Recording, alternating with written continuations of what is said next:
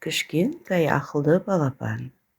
Бір кездері әдемі ауыл болыпты. Ауылдағы өзен жағасында кішкентай үйшікте тауық өмір сүріпті. Көп ұзамай тауық 12 жұмыртқа басады. Оның 10 жұмыртқасы балапанға айналса, екеуі жұмыртқа түрінде қалады. Тауық 2 жұмыртқаны сарайына қалдырып, балапандарын ертіп, азық іздеуге көшеге шығады. Сол сәтте жарылмаған жұмыртқадан кішкентай балапан жарып шығады. Кішкентай балапан жан-жағына көз салып, анасын іздей бастайды. Алайда маңайдан ешкімді таба алмады. Көңілі түсіп кеткен балапан кішкене қанаттарымен бетін жауып алып көшеге қарай беттейді.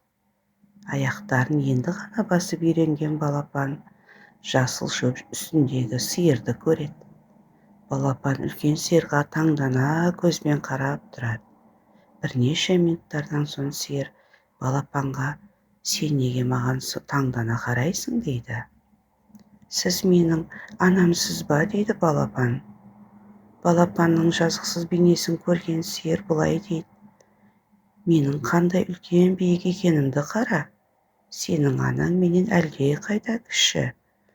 Ой, менің анам сізден кіші ма?» деп балапан анасын іздеуін жалғастырады. Балапан жолда келе жатып, жапырақ жеп тұрған ешкіні көреді. Кішкентай балапан ешкінің жанына келіп, «Сіз сиырдан кіші сияқтысыз, сіз менің анамсыз ба?» «Иә, мен сиырдан кішкентаймын, бірақ менің 4 аяғым бар. Алайда сенің анаңның 2 қанаты мен 2 аяғы бар» дейді ешкі.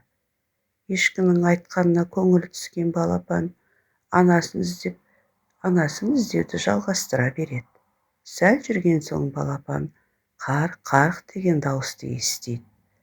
Ешкінің айтқаны есіне түсіп, мүмкін қара қарға менің анам шығар деп ойлаған. «Сіздің 2 аяғыңыз бен 2 қанатыңыз бар екен. Сіз менің анам боласыз ғой, иә?» деп сұрайды қарғадан кішкентай балапан. «Иә, 2 қанаты мен 2 аяғым бар. Бірақ мен сенің анаңнан биік ұша аламын. Оған қоса сенің анаң менен биік және аяғы ұзын, мен сияқты қарқылдамайды» дейді қарға. Мұны естіген бейшара балапан одан сайын қайғыра түседі. Кішкентай балапанды көргендер оған аяушылық білдіреді. «Қайғырма, тағы бір байқап көр, сен міндетті түрде анаңды табасың» деп қарға ұшып кетеді. Қарғаның айтқаны балапанның күдігін азайтып, әрі қарай жүре береді. Сүйкімді аяқтарымен өзенге де жетеді. Балапандарымен жүрген үйректерді көреді. Қарға айтқандай ұқсастық сәйкес келетін үйректерді көргенде балапан қатты қуанып кетеді. «Анашым, анашым» деп үйректерге қарай жүгіреді. Кішкентай балапанды көрген үйрек ойланып қалады. «Неге сонша таңырқанып ойланып қалдың? Мен сіздің балаңызбын ғой» дейді балапан. «Жоқ, қымбаттым, мен сенің анаң емеспін» дейді үйрек ана. Балапан жылап жібереді. «Енді анамды ешқашан таба алмаймын» деп ойлайды балапан.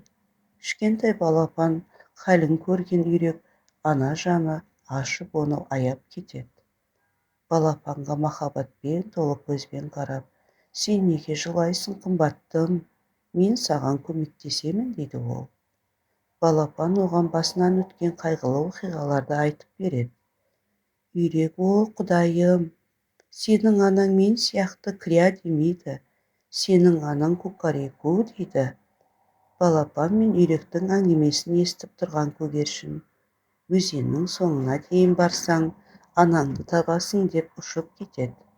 Балапан сәл жүрген соң құлағына «Кукареку» деген дауыс естіп, соған қарай жүгіре жөнеледі.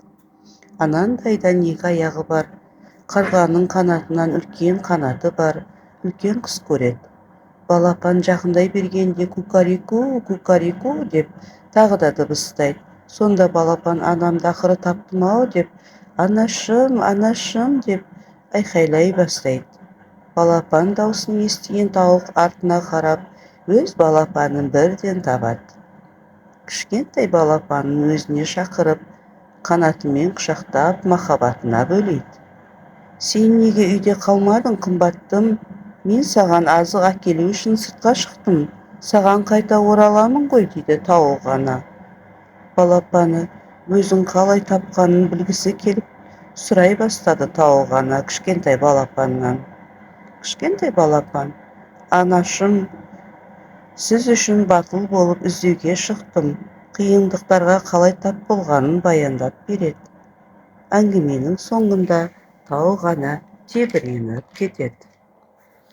Алайда кішкентай балапанның батылдығын естіп, өзін бақытты сезінеді.